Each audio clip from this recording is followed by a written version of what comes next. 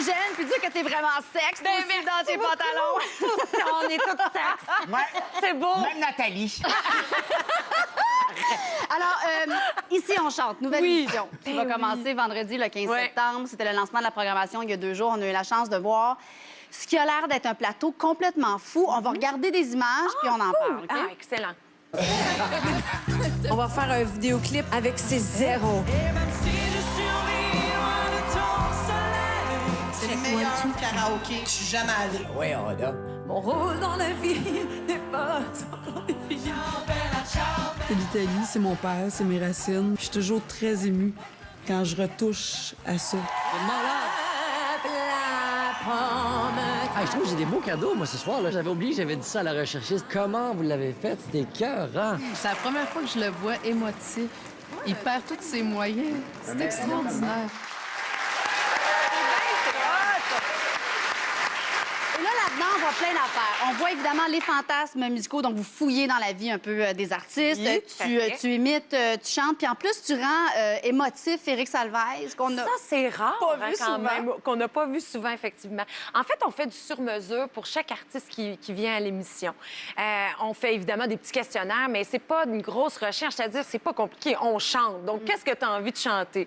Donc, on fait un survol des chansons que des chanteurs n'ont pas nécessairement la chance de chanter parce que, bon, ils ont leur propre matériel.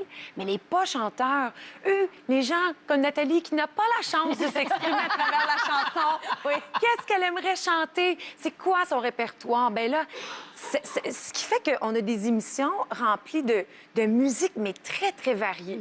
Comme on a de la musique Et française. surprenante aussi, j'imagine qu'il y a des mélanges qu'on Comme fait. Isabelle Boulay. incroyable. Isabelle Boulay avait comme un mix qu'on aurait pas Isabelle imaginé. Boulay qui rêvait de chanter. Elle voulait chanter. Je voulais toujours chanter Scorpions. Elle voulait chanter la chanson Still Loving You de Scorpion. Ben, let's go, on l'a fait. Toi, Véronique, est-ce que tu chantes en Véronique Dicker ou est-ce que tu fais juste des imitations ou un peu des deux? Très bonne question, Madame Petrovitch. En fait, je fais un peu des deux. Moi, je suis au service de mes invités. C'est-à-dire que je vais me permettre, si je sens qu'il y a une petite insécurité par rapport à mes invités, je vais chanter avec eux en moi. Mais il y a d'autres invités que, dans leur recherche, souvent, ils disent « Ah, moi, j'aurais donc aimé ça chanter, par exemple, avec Édith Piaf ou Dalida. » Donc, je me permets de faire quelques imitations pour accompagner les Mais ça doit être invités. super touchant quand même, quand C'est tu le es un fun, artiste, là. tu as l'impression d'être avec la Ouais. voix Ben, mais de quelqu'un de ton enfance. Ou... je sais pas, mais je sais que c'est les regards et les commentaires des artistes qui passent sur le plateau sont tout le temps comme très contents parce que c'est vrai que, bon, on a des super émissions et tout, mais c'est vrai qu'on n'a pas la chance de juste aller chanter. Ah ouais, c'est comme un juste party. ça. C'est comme ça, Exactement. un party de salon qu'on se permet. Mais tu l'as dit parce que le décor est propice à Exact. justement se laisser aller. On n'est pas dans une scène Comme un où... karaoké de luxe. Exactement, mais blague. avec des beaux sofas. C'est ça, exactement. Moi, j'ai une autre question pour toi. Alors, ta carrière internationale va super bien. Bon, Oui. tu fais le tour du monde et tout avec Céline et même... Alors, pourquoi tu reviens ici faire un show de télé alors que le monde entier te veut et te demande? Parce qu'à un moment donné, il faut revenir à la maison, comme on dit. Ça fait du bien, c'est de se remettre à la bonne place. En tournée, c'est super. J'ai des super conditions. On a une équipe extraordinaire. On est comme 27 personnes en tout qu'on amène avec nous en tournée. Mais c'est très exigeant. À un moment donné, la vie, ton lit, ta maison, tes amis, ta famille te manquent à un moment donné. Donc, tu as besoin de ça. Puis, quand on m'a approché pour faire cette émission-là, c'est sûr que moi, je leur ai dit, écoutez, j'ai plus envie que ça ressemble à ce que moi, je fais sur la scène. Donc, on a comme un peu... Adapté? Extensionné un peu. Ça se dit pas, mais ce que je fais sur scène, mais on l'a transféré un peu en télé. Puis j'avais envie, à un moment donné, de parler à moi-même. Là. Cette année, des fois, je sais plus comment parler. Non, des fois, là, c'est tough en maudit parce que tu arrives en Angleterre, là, tu dis... Là, des fois, c'est difficile d'entendre leur accent, fait que tu es très concentré. Là, tu arrives à Paris, puis des fois, tu sors une expression comme de chez nous, puis ils te regardent avec les yeux de la biche, tu dis « Ah non, ça marche pas, ils comprennent pas ça. » Donc, c'est... Oui. Mais ça fait du bien de revenir chez nous. Alex, je te tente trépigner, je te sens... oui, Trépigné. excuse, je parle J'avais moi trop. aussi une question. Ben oui. Véronique, OK, mettons, là, tu sais, par hasard, je suis invitée à ton émission. Ah. Ça ressemblerait à quoi? Alors, c'est le moment tétage Non, de non, l'émission. non, OK. je suis dans ma recherche. On joue. OK, on joue à Ici, on chante. OK. Ben OK, d'abord, on te demanderait, ben, y a-t-il une chanson, Alex, que tu rêves d'abord de chanter, Mais y que en a tu as plein. envie de chanter? Loin, loin de la ville de Boule-Noire. Est-ce que c'est une période de ta vie, le disco, qui a été marquant? Non, j'étais un peu jeune, mais ça a été marquant par la bande. Ah oui? Oui. Puis moi, je trouve qu'au Québec, on a eu du bon disco. C'est vrai. Dont Boule-Noire. Oui, c'est vrai. Oui, c'est Est-ce vrai. que tu veux qu'on se costume? Parce que ça, c'est une option aussi. Des Ah, fois, on a des fois des costumes bien Je pense que cheap. t'es pas mais déjà c'est correct. costumé? Non. Ah, OK. Ben, Mais, dis on n'a pas besoin de costume. Non, OK. OK, parfait. OK. Ben, écoutez, moi, dans mon band, c'est Tibas, mon chef OK. d'orchestre, mais je vais dire, OK, Joseph, t'es-tu prête? OK, parfait. l'as? Bon, ben, Vous y allons-y. On y va? On y va. OK.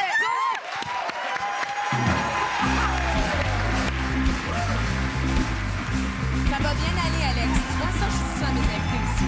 Je vais t'accompagner. Tu me donnes un peu des... Emmène-moi, emmène-moi, emmène-moi, loin, loin de la ville. Emmène-moi, emmène-moi, emmène-moi, loin, loin de la ville. Emmène-moi.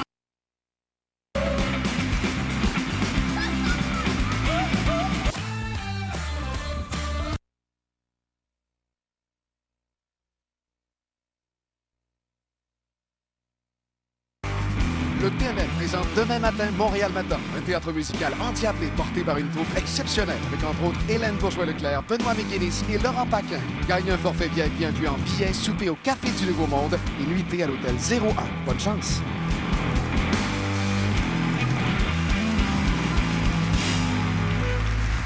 Aux échangistes avec Véronique Dicker. Il y a aussi Pauline Martin qui va se joindre à nous dans quelques minutes.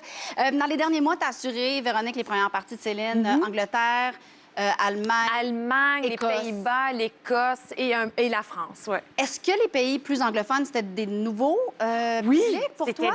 c'était un nouveau public pour moi, effectivement. Parce Comment que- ça se passe? Est-ce que tu le sens, la différence de public? Est-ce qu'il faut que tu Ben, t'ajustes? en fait, c'est que, bon, la France, ils me connaissent, donc c'était comme un... C'était le fun parce que pour eux, ils avaient l'impression, ah, Véronique et Céline, on saute, c'est fantastique. Ah ouais, exact. Donc, ils avaient ils me connaissaient. Donc, mais en Angleterre, en Écosse et dans les Pays-Bas et en Allemagne, ils ne me connaissaient pas. Et donc, pour eux, et j'avais une espèce de déguisement au début à la CIA. Et j'ai commencé le spectacle et je voyais les gens à travers ma perruque parce que j'avais les cheveux rochés à leur place parce qu'il y en a qui m'ont dit sur les pensais réseaux que c'était sociaux, Sia. damn it, I thought it was Sia. Ils étaient comme vraiment frustrés parce qu'ils pensaient que c'était Sia. OK. Puis- Et donc, Ouais, moi, parce qu'en plus, j'ai... Céline l'aime bien, Sia. En Donc, plus, ça, donc, elle est- exactement, un peu il y a comme un plausible. lien. Ouais. Exactement. Donc, c'est et drôle, ça. c'est très amusant, les premières parties. Surtout dans les marchés où les gens ne te connaissent pas parce que ça commence tranquillement, ils se demandent, ils te regardent, ils font comme, qu'est-ce que c'est ça? Puis, à un moment donné, tu te dis, OK, je vais sortir un moment donné Christina Aguilera. Puis là, ils vont peut-être aimer plus ça. Puis là, tranquillement, pas vite. Puis à Glasgow, ce qui est arrivé, c'est que tu avais envie d'ajouter une petite touche locale. Oui, on l'a fait à peu près, sauf en Allemagne. Ok, J'aurais aimé fait ça partout. faire non, je peux pas balloon. Ah, ben mais j'ai oui. pas eu le temps. Avec Nina Hagen. Oui. Mais là, c'était Susan Boyle, donc la sensation de Oui. Britain's Got Talent en 2009, Ouais. qui était dans la salle. Donc, Dans la quand salle. tu l'as imité, on a un extrait. Oui! de ça, on va le voir. Oui! Oh my God!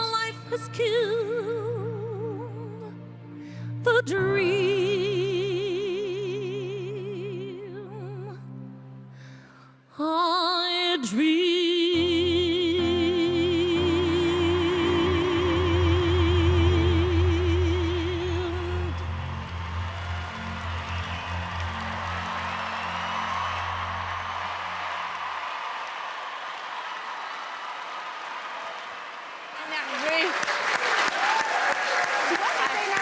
Ben oui! Parce que de faire des imitations devant les gens, les vrais, là, c'est énervant. c'est vraiment énervant. Tu savais qu'elle était dans la salle? Mais oui, je savais qu'elle était dans la salle. Et en plus, elle est très aimée. Hein? C'est leur... Eux, ils l'appellent Subo. C'est leur Subo. Donc, pour eux, ils ont une affection et un respect incroyable. Donc, déjà, de l'imiter, puis qu'ils n'ont pas cette culture d'imitation-là, je me disais, oh my God, ils vont penser que je ris d'elle. Et là, finalement, non, ça s'est super bien passé, mais c'est toujours intimidant de savoir que les artistes qu'on imite sont dans la salle. J'ai eu le même... J'ai perdu un peu la map quand Shania Twain est venue. J'étais supposée d'être genre à court, puis je me suis retrouvée à jardin. L'éclairagiste s'est dit, mais qu'est-ce qu'elle fait là? Parce que j'étais tellement gênée de chanter devant elle que je me suis déplacée. Je ne pouvais pas être devant elle. Faire la tournée avec Céline, c'est comment? Parce que moi, j'aurais l'impression que c'est des amis dans la vie, fait bavasser, tout ça en coulisses, mais ça a l'air que moyen. C'est vrai, parce que... en fait, c'est pas du tout en fait, de la faute à Céline, mais un peu dans le sens où, quand on est dans les coulisses, bon, d'abord, il y a une routine. Donc, il y a un plan, il y a un horaire. Moi, j'arrive, je fais ma balance de son. Elle arrive, elle fait sa balance de son. Elle s'en va se maquiller, je m'en vais me maquiller. Mais quand je fais ma première partie puis qu'on est entre les deux spectacles, si j'avais le malheur de la croiser, là, on commençait à parler. Je voyais toute son équipe en arrière qui était comme... Il me chicanait presque parce que Et là, je me cachais après. Pour plus que j'en non, parce qu'elle commençait en retard. Là, je disais, Céline, ça n'a pas d'allure, faut que tu rentres sur le stage, là, faut que tu y ailles, là. En tout cas, elle n'est pas stressée, Céline. Non, elle n'était pas stressée du tout, mais c'était bien. Écoute, elle est venue il y a quelques jours, en fait, Céline a présenté sa collection de sacs à main. Puis elle nous l'a dit clairement, c'est elle la boss. C'est quel genre de boss pour toi? Parce qu'en fait, techniquement, c'est ta boss. Techniquement, c'est rendu ma boss. Et c'est comment? Non, mais je pense que... quand on a commencé à travailler ensemble, elle était très impliquée, mais de loin, d'une certaine façon. C'est-à-dire qu'elle n'est pas dans les papiers, puis bon, ben là, il faut faire... Elle fait pas ton horaire. Non. Puis elle signe pas ton contrat. Non, pas ça. Mais elle me conseillait beaucoup, surtout à la période de Las Vegas, parce qu'on était proches. Exact. Donc, non, c'est une personne qui... Elle n'hésite pas si je demande conseil, elle va me donner des conseils. Qui donne les grandes directions? Parce que là, il y a la première partie de la tournée de Céline que vous faites ensemble, mais là, tu t'en vas à Beyrouth. C'est la première fois que tu t'en vas, si je me trompe, au Proche-Orient, que tu développes ce marché-là. Oui, tout à fait. Est-ce que ça fait partie du plan que René avait laissé pour toi? En fait, est-ce que c'est le plan de Raymond et toi, puis ils sont là en soutien? Là, maintenant, c'est les plans de Raymond et Véronique, mais le plan de faire la première partie... Parce qu'on devait faire la première partie de Céline en Asie, mais compte tenu de l'histoire qu'on connaît, ça s'est pas réalisé. Mais quand on est parti pour l'Angleterre et tout ça, c'était dans les plans de René de faire la première partie de Céline, parce que lui, il avait dans l'idée que si les gens te voient, après ça, on peut retourner dans ces marchés-là, faire des spectacles et commencer à te présenter. Donc, moi, j'étais très touchée qu'ils acceptent de nous accueillir sur la tournée, parce que pour moi, c'était comme la suite et ça clôt bien l'ère Monsieur Angélil. Puis je trouve que c'est... Donc, l'ère Monsieur Angélil, ça veut dire qu'à partir de maintenant, pour ce qui est de l'année prochaine et les années subséquentes, c'est vraiment vos plans. Ça va ressembler à quoi? Mais, Donc, ça va être toi le boss maintenant. C'est ça, non. Mais, moi, j'ai toujours été le boss. Mais en fait, les plans, c'est que, bon, on termine notre automne avec la tournée européenne. En janvier, au début de l'année prochaine, je me calme pour créer des nouveaux spectacles. Je veux revenir ici. Je veux retourner en France avec un nouveau spectacle. Commencer à faire un autre spectacle anglophone aussi pour les nouveaux marchés qu'on a explorés. Donc, ça va être beaucoup dans la création le début de l'année. Puis, éventuellement, à l'automne, on va recommencer, repacter mes affaires. Puis, let's go, on part. Et on aura la chance, même si tu es ailleurs, de te voir avec nous tout l'automne. Certainement. Parce qu'avec Si on chante, donc à partir du 15 septembre, je rappelle, à ici Radio-Canada Télé, vendredi 20h. C'est un bonheur de t'avoir sur ce plateau. Merci. Alors, on va accueillir tout de suite notre prochaine invitée qui a marqué tellement d'enfants dans les 30 dernières années qu'on dirait qu'elle s'est arrangée pour que tous les adultes d'aujourd'hui l'aiment. Puis ça a marché, c'est Pauline Martin. Oui!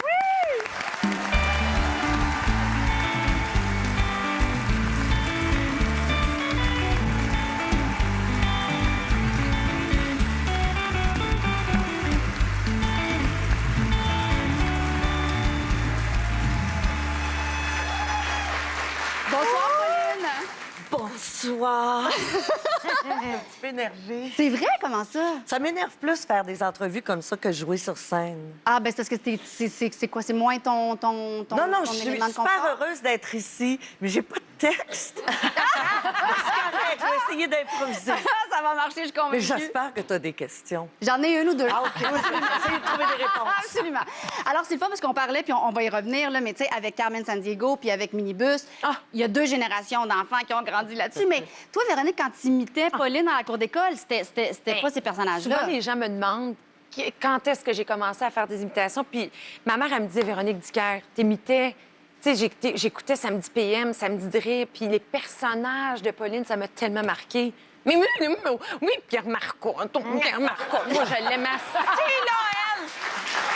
Puis, et le fameux Smoke Me, Lucien. Elle avait tout un... Ben, sais-tu quoi? Je me suis fait dire ça aujourd'hui. Ah ouais? Quelqu'un qui me dit, en haut à la cafétéria, qui a dit... Je m'excuse, mais quand je vous vois, je pense à Smoke Meat. Puis là, je me dis, est-ce que je fais le fameux rire ou pas? Vas-y. Hey,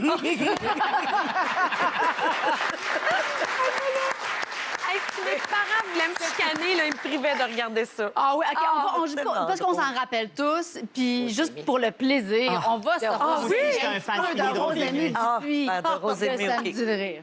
Alors, bonsoir, mesdames. Bienvenue à l'émission.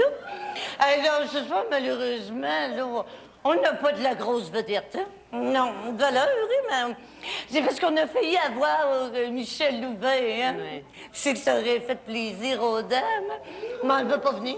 Ça fait que ça sera pour une autre fois.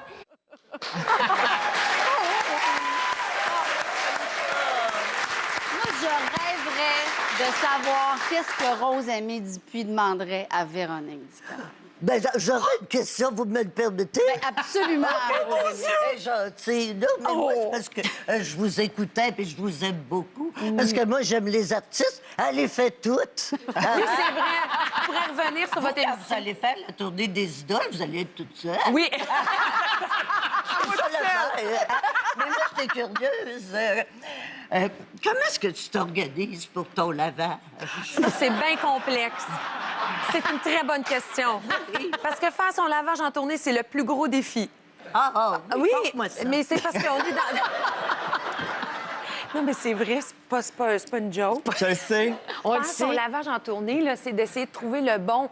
Puis ils ont tous des mots différents. En France, c'est des lavomates. Oui, mais tu sais que dans les hôtels, ils ont un service ils ont de un nettoyage. service malade. Ça va nous coûter les pots de la fête. La peau de la fête. Ben oui, vous avez beaucoup de misère à arrondir vos fins de mois. Ça n'a pas d'allure. Véronique, Ça n'a pas d'allure. Demande à ta patronne, Céline, qu'elle te donne un budget de lavage. Ben non, Alex, as-tu pensé d'abord, faut qu'ils me les ramènent comme le soir parce que le lendemain matin, on part? Il y a ça. Je veux dire, je peux pas. Il y a toute l'organisation des bobettes. Attends, mais toi, là, dans chaque ville, Je suis en train de dire que je suis en train de trouve un lavage. C'est ça. En fait, t'es en train de nous dire que t'es cheap. Puis dans chaque ville, J'ai mal payé. tu trouves un lavomat, tu vas faire ton lavage. Pas le choix de faire ton lavage. Il n'y a pas de laveuse en tournée, ça n'existe pas. Les salles n'ont pas de laveuse. Donc là, tu cherches ton lavomat, puis t'arrives, puis... Pauline, ça, c'est en pas un allemand. problème Ouais. Que t'as, hein? Non. En tournée, quand tu vas faire du théâtre à Mais Colette moi, je sur me mer. lave pas. C'est tout réglé, ça. Mais tu sais, on le voit bien à quel point Rosémie, les personnages ont marqué. ouais. Puis là, il y avait Carmen Sandiego, Minibus dans les années 80, Carmen Sandiego dans les années 90. Est-ce que tu as vu une différence? Puis là, tu vas faire Harry Cuicui, là, maintenant, bientôt en janvier à Radio-Canada, le personnage d'Ariane Gauthier, tu vas jouer là-dedans.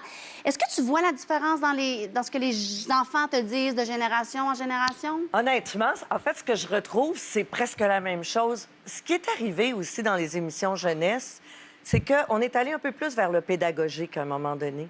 Et on a peut-être un peu négligé l'imaginaire. Il faut faire confiance à l'imaginaire des enfants. C'est ce que j'aime de Harry Cuicui. C'est vraiment, on touche à l'imaginaire des enfants.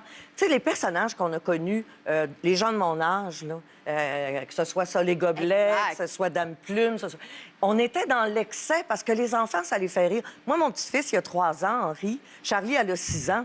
Je fais le clown. Puis je leur fais pas peur. Parce qu'à un moment donné, tu te fais dire, oui, mais ça va peut-être faire peur aux enfants, vos grands yeux. Mais d'abord, premièrement, je peux pas les enlever. Puis deuxièmement, je sais que non. Tu sais, faisons confiance à l'imaginaire des enfants. Puis tu sais, ce qui est beau dans le personnage que je fais dans Harry Qui est le docteur... Docteur, oh là là, oh là là. Oh là là. Elle Oh sait là jamais là. ce qu'elle ressent. Elle sait pas, tu sais, elle ressent beaucoup d'émotions, elle est très émotive. Puis ce qui est cute, c'est qu'elle a son stéthoscope, puis elle met son stéthoscope sur son cœur. J'ai autant de misère à le dire là que je l'ai dans le... Elle le met sur son cœur, puis là, des effets sonores nous font comprendre soit une cavalcade de chevaux ou des petits oiseaux. On comprend ses émotions, mais Harry le demande aux enfants. C'est juste un peu pour l'idée aussi d'amener les enfants. Ils sont comme ça, les enfants. À mettre des mots sur leurs Des fois, émotions. ils sont tous mêlés dans leurs émotions. Puis là, il faut que tu démêles ça un petit peu avec eux autres. Fait que ce personnage-là, entre autres, va servir à ça aussi. Puis peut-être aussi à faire que les enfants auront moins peur d'aller chez le médecin. Très bonne oui, idée. oui, effectivement, pourquoi pas. Alors, on fait une pause. Harry Quickie commence donc en janvier. On va faire une pause et au retour, on s'en va sur Mars ensemble. Ah oui? Ah oui? Oui, oui, Quel on beau fait ça. voyage.